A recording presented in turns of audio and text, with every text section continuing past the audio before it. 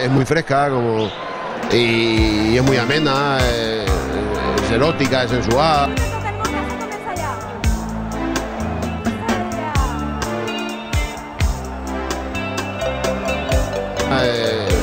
Es erótica, es sensual.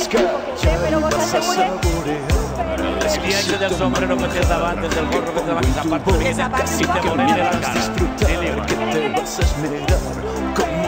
El día ese del sombrero que te daban, del gorro que te daban, esa parte y te ponen de la cara. Lo estás haciendo muy bien, muy bien, lo estás haciendo muy bien, muy bien, muy bien.